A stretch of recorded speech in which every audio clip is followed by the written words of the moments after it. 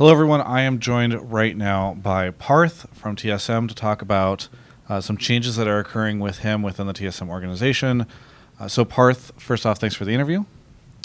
Hi, Travis. Hello.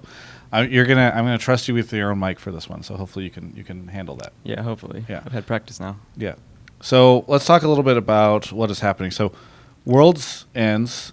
Everybody's like very critical of you. And did you actually see most of that, or did you kind of isolate yourself from that? Did I see that result coming? No. Sorry, the criticism specifically to you from the community. Yeah. I think after Worlds or any major tournaments, no one really checks Reddit, or at least I don't. A lot of the criticism that I had for myself was mostly introspective. So Reddit really had... I know there was like a lot of conversation that I saw later on that's saying that, Reddit influenced the decisions that were being made on TSM, but most of the decisions that were being made were pretty introspective from like the org side. So it wasn't really influenced, but how did the decision come to be that you would no longer be the coach? Was that something that you had decided? Was this a conversation? Sure. The way that 2016 and 2017 played out for TSM was we already had like a structure in mind when we went to 2016. That's when we brought on Jarge and Casey as like a dual coaching structure. But when that didn't pan out, it was on very short notice, and we needed someone to coach the team, which is when I started in the end of spring. So in the summer, we tried the same coaching system again, but this time it was with me and Weldon. I think that system worked out pretty well. I learned a lot about like the nuances of coaching from like the like mental health and like just the health perspective, because that was his expertise. And also there were a lot of things about communication that he taught as well, in terms of how to not only work with the team but also train them in order to like help instill habits. So going into 2017, we were still kind of looking for a coach during the off season, but there was no one that I felt that was really good enough to work with the team. So I decided that 2017 I would try it one more time. We learned a lot in 2016 Worlds, and it was a pretty good experience for all the players, since this was like the first like major time where we thought we had like a really good shot. So in 2017 we fixed a lot of the issues that we had in the regular season. We diversified our like play style. We learned how to play both. Learn how to play macro in the late game. That was like a big weakness of ours in 2016. And even going into Worlds, I think our boot camp was pretty productive. It just ended up, we just had like a gaping weakness in the games, and that was one of those things that I wasn't able to like fix in time, and the players weren't either. And so I knew before going into like 2017 Worlds is if we didn't perform, in order for us to like meet our expectations, I wasn't going to be coaching again. So it was pretty preset.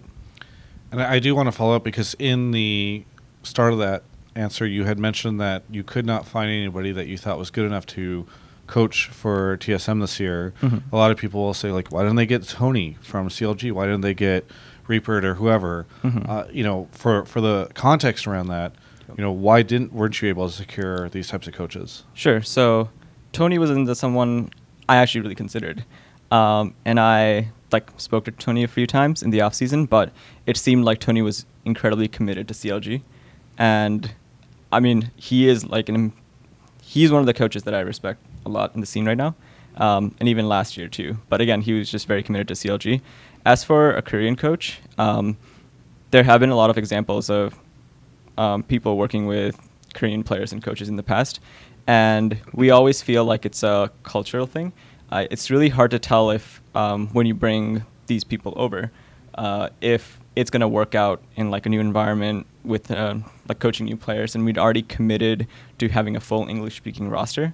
So at that time, we felt like it would be too much of a challenge to bring over a Korean coach who's used to a completely different ecosystem and how things work, and have them work with a NA roster, which is why I think this time it makes a lot more sense for us, since Ssong is our new coach, because he's not only really good at what he does, he's also proven himself on Immortals in terms of working with like the culture here, him adapting to NA, him working with English-speaking players. So it just made a lot more sense for us to pursue that avenue this year as opposed to last year. Yeah, let's talk about how Ssong came into play. Was this your decision, Andy's decision? Was there an interview process? How involved were you in picking your successor? Sure. So in terms of picking out the coaching staff, it was maybe 95% me. As soon as we got back from Worlds, I think 3 or 4 days after, I reached out to both Ssong and Dodo, and I sat down and we sort of talked about this year and Worlds and just coaching in general. And that's when I knew that I'd really like for him to work with TSM next year. Him being Ssong. Him being Ssong, yeah, sorry. And so I expressed that to him, and then that was before he even started looking for other opportunities because he wanted to gauge his options. So I think after that there was a month where he said he'll let me know or get back to me if it was something that he was interested in. During that time period, I spoke to a lot of other coaches in the scene. But then when Ssong came back, we were able to negotiate an offer that made sense for both of us. And he was one of my top choices anyway, so I'm really glad we have him. And you started that story by saying Ssong and Dodo. Yes. But you ended it with Ssong. Correct. So maybe you could fill in the blank with Dodo, yeah. Oh, yeah. Because he's now on Team Liquid, so. Correct. I mean, Lustboy is someone who had worked with us in the past, and he was going to come over anyway as an assistant or strategic coach. So we already knew that Lustboy was going to be on our coaching staff, probably even before Worlds ended for 2018. Okay. And so then it just turned out that you didn't really need Dodo to supplement the staff? Correct. I think Dodo is really incredible as a person because he's not only used to be a pro player, he was a manager for Immortals, and he also translates. He's also a translator because he speaks Korean, and that commodity is someone that we didn't need someone in our staff to fill all 3 roles, and so in terms of compensation, it just made more sense for him to go to an org where all of his skill set will be utilized as opposed to us. That makes sense. So your new role is general manager. Yep. I believe this got announced through Reggie's Instagram story, according to the TSM subreddit, which I thought was kind of funny. But how did you end up sticking around? Was there ever thought of leaving esports or leaving TSM, going to a different team? What led you to the GM role? Sure. So when I came onto the scene, coaching isn't something that it wasn't my initial idea, where a lot of other people who come on the scene say, oh, I'm going to be an analyst and an assistant coach, then I want to be a coach for a team. I really just wanted to work in esports, and I really enjoy working with Andy and Bjergsen. And so after Worlds ended, I considered potentially going to work for another team, but coaching another team didn't really interest me. I'm way more interested in working with TSM, and so it just made more sense for me to move to a different position in the org rather than go work for someone else. Yeah. Well, because GM means something in sports, it doesn't. It can mean an entirely different thing in esports. Do you know the full extent of your role and everything now that you guys have figured it out? Yeah. So we're still working on it. TSM is still pretty small in terms of how many people work there. So everyone who works at TSM does pretty much everything. So there'll be some involvement in terms of me working with sponsors, Riot, the players. But in terms of just working with league teams, and now since there's going to be an academy team as well, I'm going to be running. I'll just be the point of contact for both teams from TSM's perspective. Yeah. In the past, you have shied away from the spotlight, media, interviews, declining a lot of interviews. Are you really gonna? Is that going to change now that you're a general manager? I do think a big role of being a GM is being a liaison, right? Representing TSM, and so I'm more open to doing it right now because it's just interpreting the things that the org wants to do for the public. Sure.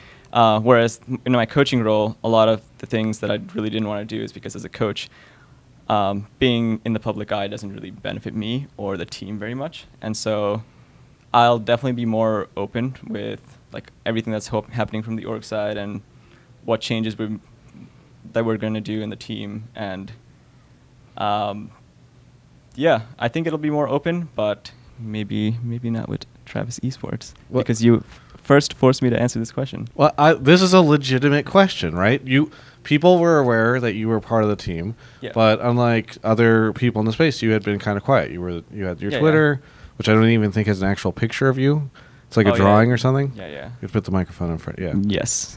And TSM fans, I'm sure, really like to hear from you and your thoughts on this stuff. So I feel it's a fair question. So, okay, here's the thing. From TSM's perspective, we're pretty transparent with everything we do. Yeah. And we like to decide how we want to distribute this news to the public. Sure. No one in the public is ever doubting the things that we're doing or unaware of the situation that we're in. Sure. So regardless of whether or not it's going to be me who's going to be the public face of translating all of those to the public, or if we announce all of those either via our website or interviews with our TSM's own media staff. Yeah. That's still yet to be determined, but in terms of transparency going from from this year to next year, that's not going to change very much from TSM. Yeah, I wasn't trying to speak to the broad media strategy. I just meant specifically Parth was not on camera that often and did not do as many interviews. Yeah, I mean, I'll definitely be more open to it this year. Okay. Very, very cool. So at the end of this interview, is there anything that you would like to say to any of the fans that are looking to TSM for hype next year or interest? I think it's an interesting position you guys find yourself in because you always command so much attention. You have so much success during the regular season. And now it's kind of weird because people get hype about it, but then they say, oh, but then the international, that might not work out so well. So it's just an interesting situation you find yourself in. I don't know if you have anything you want to say to any of the fans. Sure. So to the fans, I can say this.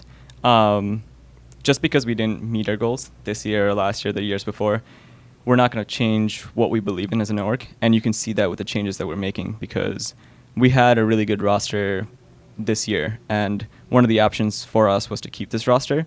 But both me and Andy believe in being proactive and making sure that we do any changes, even if they might be risky, in order for us to pursue our goals as a TSM, the org, which is to do well internationally. So I was really sad when we did end up deciding to let our old players go. I was really close with them, and I'm sure that everyone who's watching this was close as well.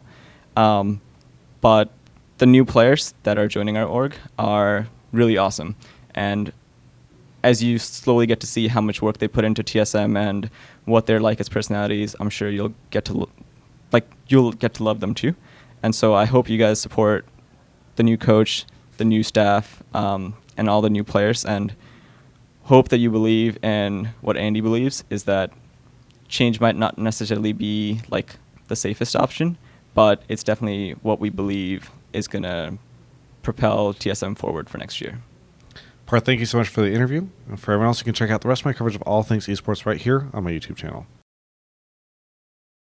Okay, here we go. I want to introduce you to my cameraman, Broden. Come over here. So for the most part, since I ended my Yahoo esports career... Oh, you need to get over. Okay, cool. And then you need to crouch. Yeah. Okay, yeah. Is this better? Now we're out of focus, right? We're out of focus. Okay. Well, either way, since I ended my career at Yahoo, Broden, for the most part, a couple other people have helped out, but Broden's been doing this virtually for free at the LCS. So if you'd like to help support, some of that money will eventually maybe kind of make its way over to Broden. You can do so over at travisgafford.com/support. What do you have to say for yourself, Broden?